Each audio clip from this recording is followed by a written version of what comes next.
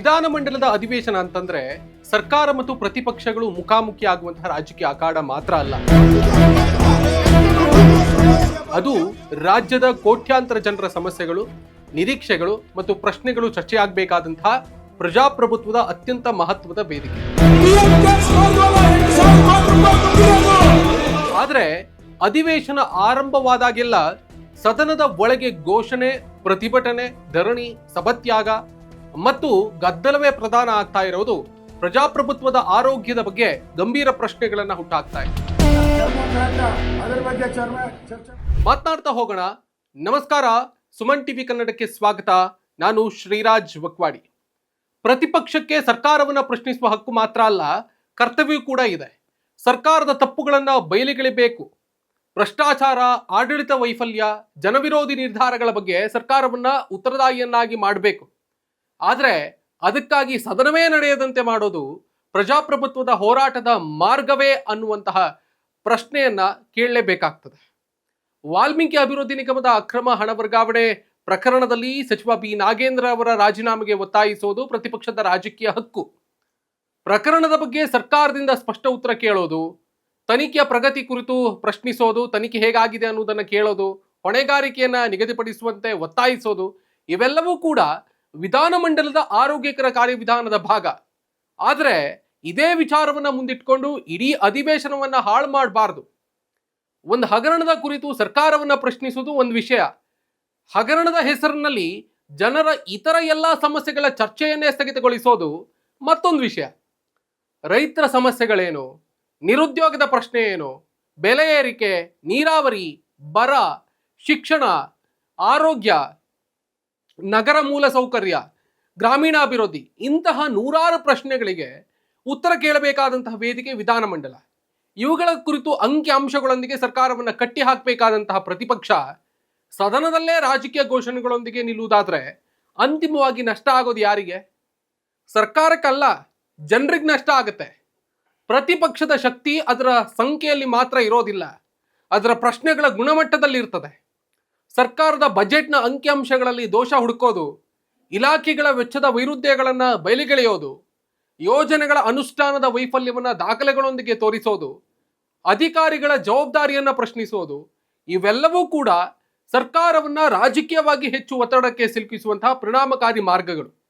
ಆದರೆ ಘೋಷಣೆ ಕೂಗಿ ಸದನ ನಡೆಯದಂತೆ ಮಾಡೋದು ಸುಲಭದ ರಾಜಕಾರಣ. ನೋಡಿ, ಗಲಾಟೆ ಮಾಡೋದಕ್ಕೆ, ಗದ್ದಲ ಸೃಷ್ಟಿಸೋದಕ್ಕೆ, ನೀನು ತಾನು ಅಂತ ಮಾತನಾಡೋದಕ್ಕೆ ಅಂಕಿ ಅಂಶಗಳ ಅಗತ್ಯ ಇಲ್ಲ, ಆರೋಪಕ್ಕೆ ದಾಖಲೆಗಳ ಅಗತ್ಯ ಇಲ್ಲ.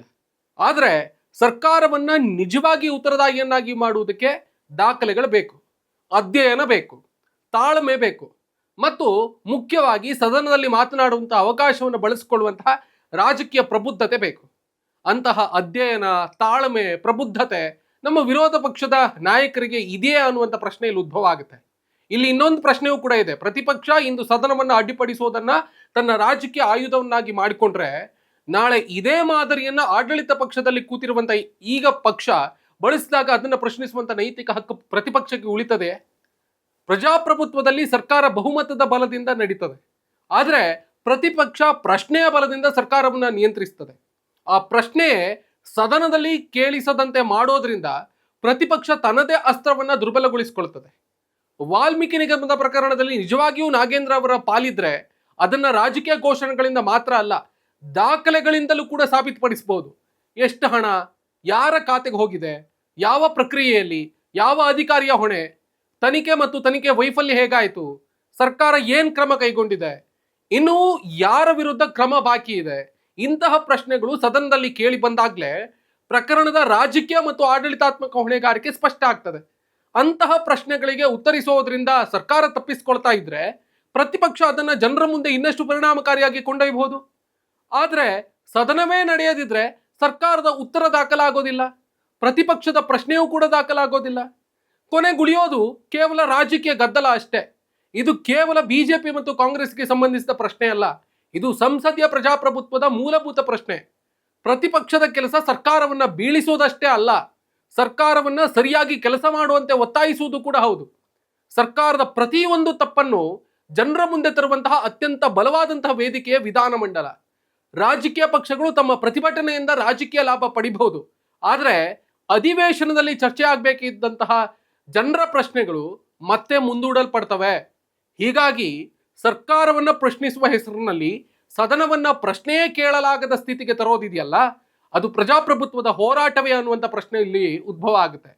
ಪ್ರತಿಪಕ್ಷಕ್ಕೆ ಗಲಾಟೆ ಮಾಡುವ ಹಕ್ಕಿಗಿಂತ ಸರ್ಕಾರವನ್ನ ಉತ್ತರಿಸುವಂತೆ ಮಾಡುವ ಜವಾಬ್ದಾರಿ ದೊಡ್ಡದು ಅಂತ ಅನ್ಸುತ್ತೆ. ವಿಧಾನಮಂಡಲ ಜನರ ಹಣದಿಂದ ನಡೀತದೆ, ಜನರ ಪ್ರತಿನಿಧಿಗಳು ಅಲ್ಲಿ ಕುಳಿತುಕೊಳ್ತಾರೆ. ಆದ್ರಿಂದ ಅದು ರಾಜಕೀಯ ಪಕ್ಷಗಳ ಶಕ್ತಿ ಪ್ರದರ್ಶನದ ವೇದಿಕೆ ಆಗದೆ ಜನರ ಸಮಸ್ಯೆಗಳಿಗೆ ಉತ್ತರ ಹುಡುಕುವಂತಹ ವೇದಿಕೆ ಆಗಬೇಕು. ಸರ್ಕಾರ ತಪ್ಪು ಮಾಡಿದರೆ ಪ್ರತಿಪಕ್ಷ ಪ್ರಶ್ನಿಸ್ಲಿ, ಭ್ರಷ್ಟಾಚಾರವಿದ್ರೆ ಬಯಲಿಗೆಳೆಯಲಿ, ರಾಜೀನಾಮೆ ಬೇಕಿದ್ರೆ ಒತ್ತಾಯಿಸಿ. ಆದರೆ ಸದನವೇ ನಡೆಯದಂತೆ ಮಾಡುವಂತಹ ರಾಜಕಾರಣದಿಂದ ಅಂತಿಮವಾಗಿ ಸೋಲೋದು ಸರ್ಕಾರ ಅಲ್ಲ, ಜನರ ಪ್ರಜಾಪ್ರಭುತ್ವದ ಹಕ್ಕು. ಅದಕ್ಕಾಗಿಯೇ ಇಂದಿನ ಪ್ರತಿಪಕ್ಷದ ಮುಂದೆ ಇರುವಂತಹ ನಿಜವಾದಂತಹ ಸವಾಲು ಗದ್ದಲ ಎಬ್ಬಿಸೋದಲ್ಲ, ಅಂಕಿ ಅಂಶ, ದಾಖಲೆ ಮತ್ತು ತರ್ಕದ ಮೂಲಕ ಸರ್ಕಾರವನ್ನು ಉತ್ತರಿಸಲಾಗದ ಸ್ಥಿತಿಗೆ ತರೋದು. ಅದೇ ಪರಿಣಾಮಕಾರಿ ವಿರೋಧ ಪಕ್ಷದ ರಾಜಕಾರಣ, ಅದೇ ವಿಧಾನಮಂಡಲದ ಗೌರವ ಮತ್ತು ಅದೇ ಪ್ರಜಾಪ್ರಭುತ್ವದ ನಿಜವಾದಂತಹ ಅರ್ಥ ಅನ್ನೋದ್ರಲ್ಲಿ ಅನುಮಾನವೇ ಇಲ್ಲ ಅಂತ ಅನಿಸುತ್ತೆ. ಈ ಬಗ್ಗೆ ನಿಮಗೆ ಏನು ಅನ್ನಿಸುತ್ತೆ ಕಮೆಂಟ್ ಮಾಡಿ ತಿಳಿಸಿ. ಥ್ಯಾಂಕ್ ಯು ಸೋ ಮಚ್ ಈವರೆಗೆ ಈ ಒಂದು ಸ್ಪೆಷಲ್ ಎಕ್ಸ್ಪ್ಲೇನರ್ ಅನ್ನು ನೋಡಿರೋದಕ್ಕೆ ಮತ್ತು ಕೇಳಿರೋದಕ್ಕೆ. ನಾನು ನಿಮ್ಮಲ್ಲಿ ಒಂದು ರಿಕ್ವೆಸ್ಟ್ ಮಾಡ್ಕೊಳ್ತೀನಿ, ನೀವಿನ್ನೂ ಕೂಡ ಸುಮನ್ ಟಿವಿ ಕನ್ನಡದ ಸಬ್ಸ್ಕ್ರೈಬರ್ ಅಲ್ಲದೇ ಇದ್ರೆ ಈ ಕೂಡಲೇ ಸಬ್ಸ್ಕ್ರೈಬ್ ಮಾಡ್ಕೊಳ್ಳಿ. ಆ ಮುಖೇನವಾಗಿ ನಮ್ಮ ಎಲ್ಲ ಕಂಟೆಂಟ್ಗಳು ನಿಮ್ಮನ್ನು ಶೀಘ್ರದಲ್ಲೇ ತಲುಪುತ್ತೆ. Thank you.